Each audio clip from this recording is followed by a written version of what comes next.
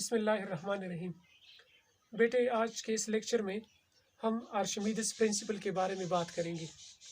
आर्शिमीदिस principal के पढ़ने का मकसद क्या है, जैसा कि हम डिस्कस कर चुके हैं।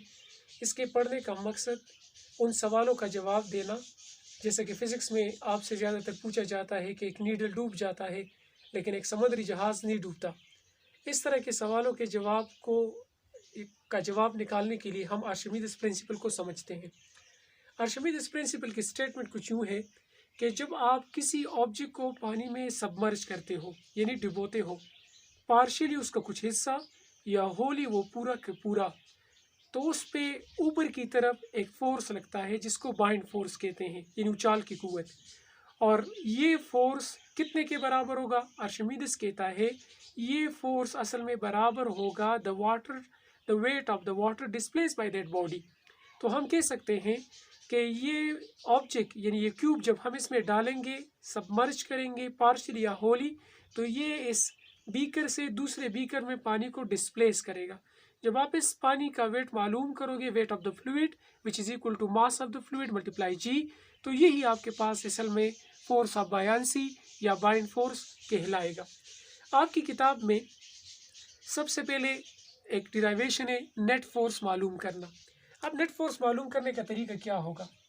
Finding net force. Net force को आप मालूम करेंगे तो F net is equal to किसके बराबर होगा? इस यहाँ पे नेट फोर्स कितने हैं? एक इसका वेट नीचे, वेट ऑफ द ऑब्जेक्ट, ओ आपको ऑब्जेक्ट शो कर रहे हैं, weight of the object is equal to mass of the object multiply gravity on this body. तो weight is equal to m g आमतौर पे हम लिखते हैं, लेकिन उसके साथ ओ आप लिखें मास और वेट के साथ, तो ये wait of the object is equal to mass of the object.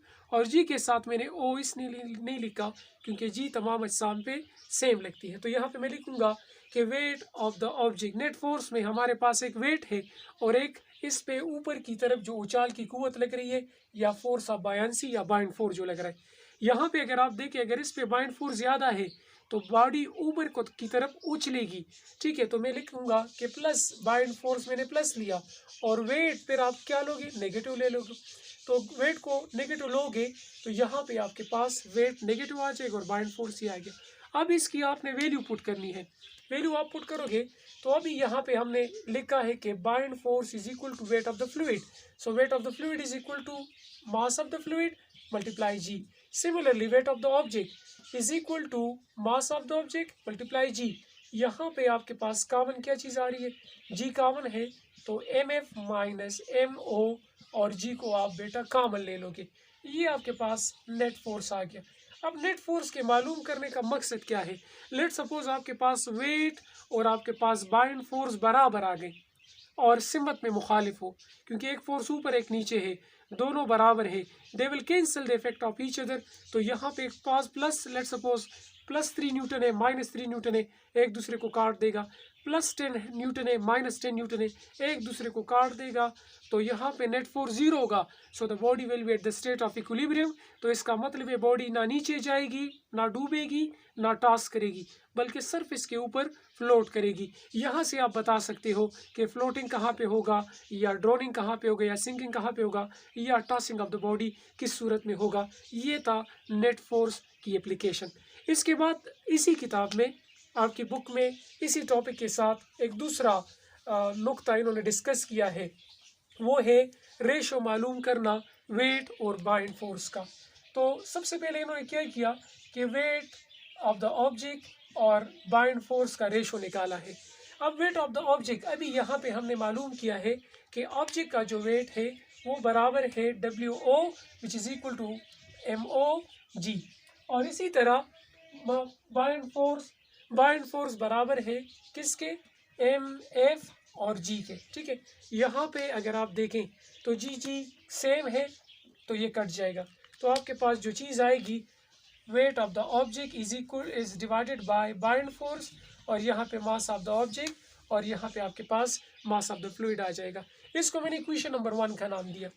ये रिलेशन है फोर्सेस का और मासेस का, लेकिन मैंने यहाँ पे डेंसिटी को इंट्रोड्यूस करना है। तो जैसा कि हमने डेंसिटी के टॉपिक में पढ़ा था कि रो इज इक्वल टू M/V। ठीक है, या यहाँ से अगर मैं मास मालूम करूँ तो mass is equal to rho V। और अगर मैं मास ऑफ द ऑब्जेक्ट हो तो इसके साथ ऑब्जेक्ट ओ लगाए, और इसी तरह मास ऑफ द फ्लूइड हो तो इसके साथ आप एफ आप लगा सकते हैं। ठीक है, ये आपने लिख दिया। यही चीज़ें इधर से ये दोनों वैल्यू यहाँ पे 1 में आप पुट करें तो 1 becomes weight of the object by and force is equal to, अब यहाँ पे क्या लिखोगे, मास ऑफ द ऑब्जेक्ट कीजिएगा, ऑब्जेक्ट के ये वैल्यू आप लिखें रो we row O V O, और इसी तरह रो वी एफ आप इसके साथ लगें। लेकिन यहाँ पे हमने कहा है कि जिस चीज़ को आप पानी में डालोगे उतना ही वॉल्यूम का पानी वो डिस्प्लेस करेगा, तो volume of the object must be equal to volume of the fluid. तो ये दोनों बराबर हो गए, ये कट जाएगा। आपके पास क्या आया, weight of the object by buoyant force is equal to density of the object by density of the fluid. अब इसमें से मैंने इन दोनों का रिलेशन निकालना है, तो यहाँ पे मैं लिख सकता हूँ कि बाइंड फोर्स 1/बाइंड force is direct is inversely proportion to density, इस तरह मैं लिख सकता हूँ, यानी डेंसिटी और बाइंड फोर्स का इन्वर्स रिलेशन है। तो अगर मैं डेंसिटी ऑफ द ऑब्जेक्ट को बढ़ाऊंगा तो बाइंड फोर्स क्या हो जाएगा, कम हो जाएगा। तो इस सूरत में हम कह सकते हैं कि बॉडी क्या करेगी, अब इस पे उछाल की कुव्वत कम है, डेंसिटी उसकी ज़्यादा है, तो बॉडी सिंक करेगी। तो this is the case of sinking. लेकिन अगर मैं उसको उल्टा करूँ कि मैं यहाँ पे कहूँ कि 1/Fb is inversely proportion to the density of the object की डेंसिटी कम होगी तो बाइंड फोर्स ज़्यादा होगा। तो फिर इस केस में मैं कह सकता हूँ कि in this case the body will float, या तो वो फ्लोट करेगी, या अगर बाइंड फोर्स मज़ीद ज़्यादा हो जाए और बॉडी बहुत हल्की है तो बॉडी आपके पास टॉस भी कर सकती है। This is also a case of tossing. ठीक है, ये था आर्किमिडीज प्रिंसिपल। एक और चीज़, एक पॉइंट आपसे अगर कोई पूछे कि जिस तरह एक नीडल है वो सिंक करता है और एक समुद्री जहाज़ सिंक नहीं करता, तो सबसे पहले आप वेट की बात करें। अगर आप कहेंगे कि किसका वेट ज़्यादा है, जिसका वेट ज़्यादा वेट ऑफ द ऑब्जेक्ट, तो वो क्या करेगा, डूबेगा। अगर फिर एक शख्स कहते हैं कि wait of the ship is greater than the needle, तो फिर आप उसकी डेंसिटी की बात करें कि डेंसिटी ऑफ जिसकी ज़्यादा होगी वो डूबेगा, तो नीडल की ज़्यादा है। तो दूसरा शख्स कहता है कि समुद्री जहाज़ में भी लोहा वगैरह इस्तेमाल हुआ है तो उसकी डेंसिटी भी ज़्यादा है। तीसरे पॉइंट जो आपके पास है वो सरफेस एरिया है। सरफेस एरिया ज़्यादा होगी किसी चीज़ की तो वहाँ पे आप कह सकते हो कि वो चीज़ क्या करेगा, फ्लोट करेगा। तो फ्लोट के लिए शर्त ये है कि सरफेस एरिया ज़्यादा हो, डेंसिटी उसकी कम हो और वेट उसका कम हो, तो बॉडी क्या करेगा, फ्लोट करेगा। लेकिन अगर आप उल्टा करें कि सरफेस एरिया कम करोगे और डेंसिटी बढ़ाओगे और वेट उसका बढ़ेगा, तो फिर आप कहोगे कि in this case the body will sink in the water. ठीक है, ये था बेटा आर्शिमीदिस प्रिंसिपल। आपका कोई सवाल वगैरह हो कमेंट में आप बता सकते हैं। Thank you so much for watching the video.